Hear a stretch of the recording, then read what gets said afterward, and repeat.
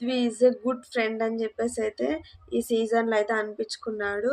So Nikhil Sita వేసిన nomination వల్ల బాధపడుతుంటే వెళ్ళి నిఖిల్ని అయితే ఓదారుస్తున్నాడు.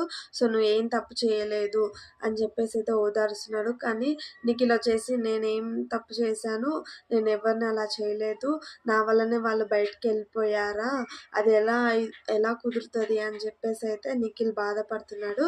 కానీ పృథ్వీ వచ్చేసి అయితే నువ్వు ఏ తప్పు చేయలేదు, నువ్వు ఎందుకు బాధపడుతున్నావు, బాధపడొద్దు అని చెప్పేసి అయితే నిఖిల్ని అయితే ఓదారుస్తున్నాడు.